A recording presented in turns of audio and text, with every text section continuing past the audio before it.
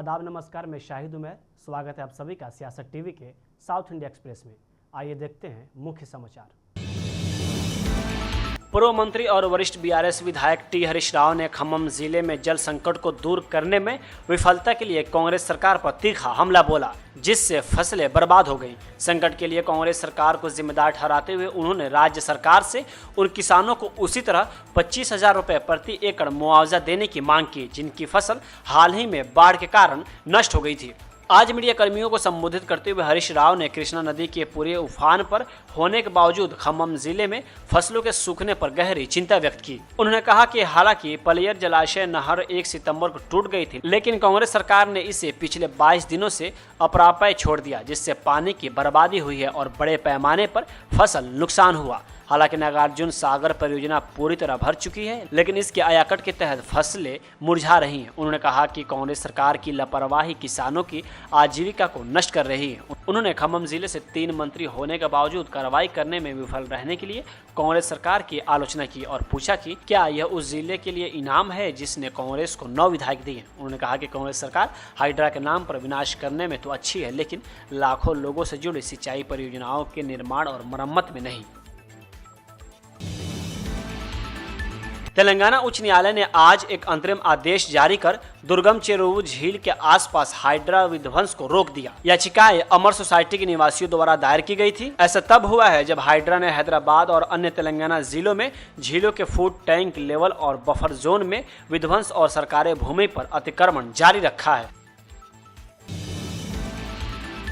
मशहूर अभिनेता महेश बाबू ने आज पीड़ितों की मदद के लिए मुख्यमंत्री राहत कोष में 50 लाख का योगदान दिया। जुबली हिल्स में सीएम आवास पर एक बैठक के दौरान अभिनेता ने व्यक्तिगत रूप से मुख्यमंत्री रेवंत रेड्डी को दान का चेक सौंपा। इस व्यक्तिगत योगदान के अलावा महेश बाबू की मल्टीप्लेक्स श्रृंखला एशियन महेश बाबू सिनेमाज ने भी राहत प्रयासों के लिए 10 लाख का दान दिया। मुलाकात के दौरान महेश बाबू के साथ उनकी पत्नी नर्मदा भी मौजूद थी। मुख्यमंत्री रेवंत रेड्डी ने उनके समर्थन के लिए महेश बाबू के प्रति आभार व्यक्त किया और उनके परोपकारी भाव की सराहना की। सामाजिक कार्यों में योगदान देने और चुनौतीपूर्ण समय के दौरान सरकार के साथ खड़े रहने में अभिनेता के निरंतर प्रयासों को स्वीकार किया।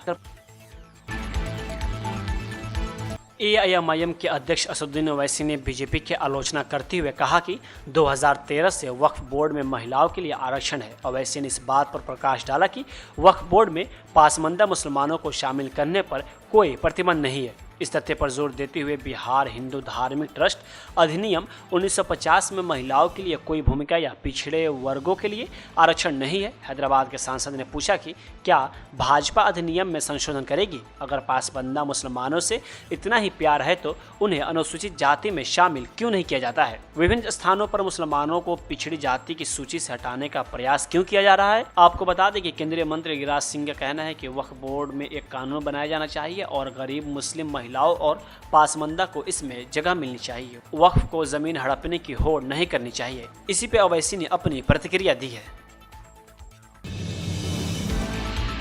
विध्वंस अभियान जारी रखते हुए हैदराबाद आपदा प्रतिक्रिया और संपत्ति संरक्षण एजेंसी यानी हाइड्रा ने आज मदापुर क्षेत्र के एक पार्क में कथित अनधिकृत संरचनाओं को ध्वस्त कर दिया।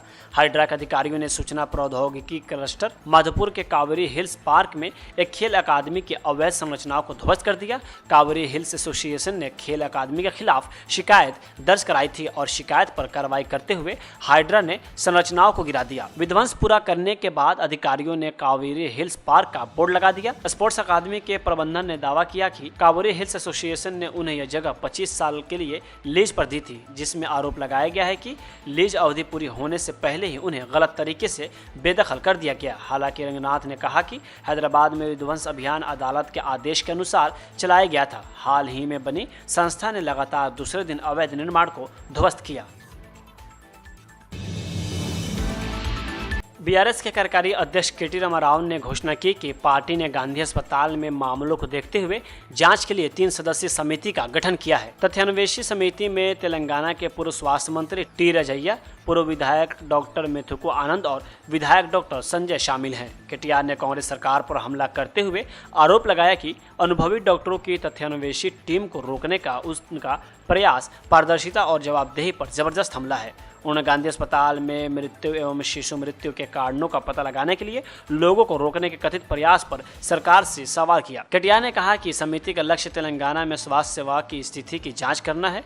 राजन्ना सिरसिला विधायक ने आगे कहा कि बीआरएस तब तक आराम नहीं करेगा या रुकेगा जब तक वास्तविकता सामने नहीं आ जाती। इसमें कोई फर्क नहीं पड़ता कि मुख्यमंत्री रेवंत रेड्डी और कांग्रेस क्या सोचते हैं। आपको बता दें कि गांधी अस्पताल में माता पिता और शिशु की मृत्यु से संबंधित डेटा ऑनलाइन सामने आया, जहां रिपोर्ट में दावा किया गया है कि चालू वित्तीय वर्ष 2024-25 में अब तक 241 शिशुओं की मृत्यु हुई है, जो पिछले वर्ष 2023-24 में 430 से कम है। अकेले अगस्त में 48 बच्चों की मौतें दर्ज की गई। अस्पताल में इस वर्ष 68 मृत मृत्यु देखी गई है, जबकि पिछले वर्ष यह संख्या 108 थी। हालांकि स्वास्थ्य विभाग के आधिकारिक आंकड़ों में इस वर्ष अब तक 52 शिशुओं की मृत्यु हुई है, जबकि पिछले वर्ष यह संख्या 84 थी। सरकार का डेटा भी अगस्त में केवल 9 शिशुओं की मृत्यु दर्ज करने की रिपोर्ट करता है।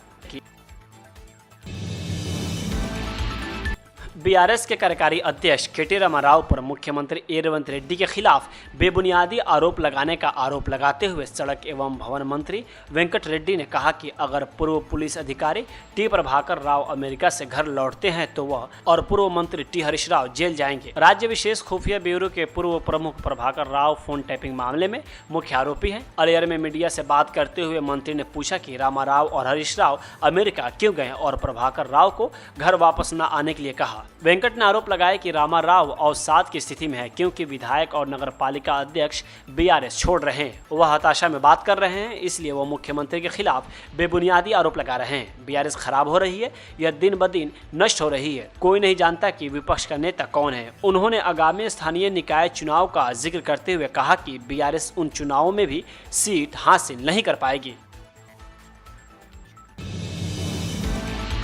आज पुलिस ने बीआरएस के विधायकों को गांधी अस्पताल जाते समय हिरासत में ले लिया, जो पार्टी के तथ्य खोज समिति का हिस्सा थे।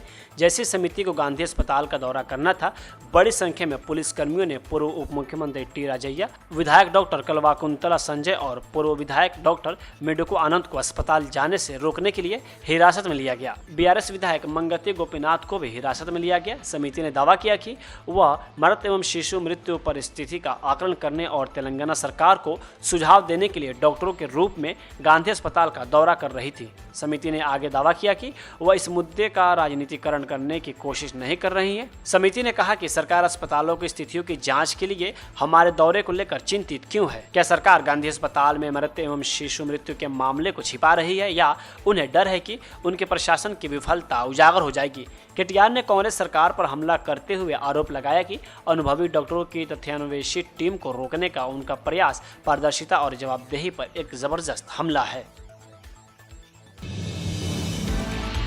आईएमडी ने आज तेलंगाना के 11 जिलों के लिए भारी बारिश की चेतावनी जारी की है। प्रभावित जिलों में आदिलाबाद, कुमारम भीम, आसिफाबाद, मंचेरियल, पेदपल्ली, जयशंकर, भूपापल्ली, मुलुगु, रंगारेड्डी, महबूबनगर, नागरकुल शामिल है। इन जिलों में अलग अलग स्थानों पर भारी बारिश होने की संभावना है। हैदराबाद में अगले 24 घंटों तक मौसम बादल छाए रहने और हल्की से मध्यम बारिश या गरज के साथ तेज हवाएं चलने की संभावना है। अधिकतम तापमान 32 डिग्री सेल्सियस के आसपास रहने की उम्मीद है, जबकि न्यूनतम तापमान 22 डिग्री सेल्सियस तक गिर सकता है। रविवार को हैदराबाद में शहर के विभिन्न हिस्सों में छिटपुट बारिश हुई। तेलंगाना डेवलपमेंट प्लानिंग सोसाइटी के आंकड़ों के मुताबिक बंदलागुड्डा में सबसे अधिक 21.5 मिमी बारिश दर्ज की गई।